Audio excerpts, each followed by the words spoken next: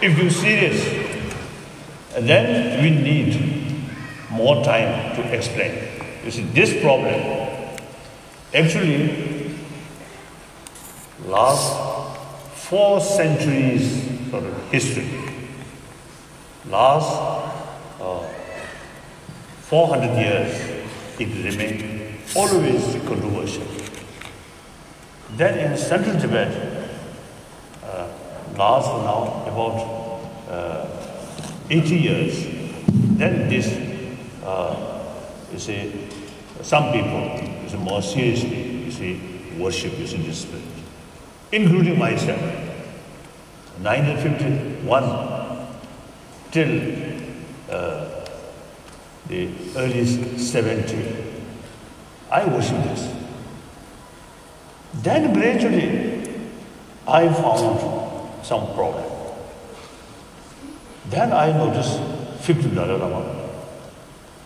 You see, consider this is evil spirit, very harmful. Then 13th Dalai Lama also, you see, put a lot of restriction.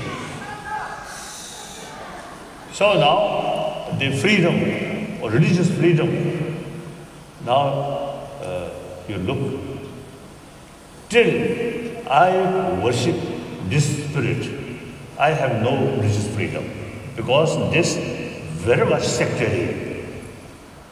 So suppose follow yellowhead sect. So person who following yellowhead sect, even redhead sect or blackhead sect, so text, keep your home. This spirit will harm you. So long I worship this spirit, I have no religious freedom. Only after I stop this sort of practice, then I got religious freedom. I received teaching from all Tibetan traditions. Nyingma, Gajju, Sajja, Giru.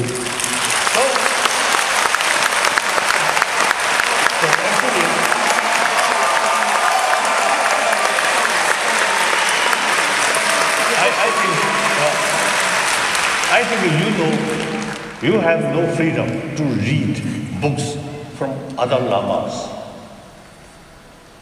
Not only other tradition, but even same Gilu sort of tradition. Some other lamas writing, you see, you are not allowed to study, to read. So, too much sector. Okay. But right from the beginning, I made it clear. It's harmful. According to my own experience, this is quite harmful. So, it is my duty, make clear. Then, whether people listen or not, up to individual. Now, if you want to see,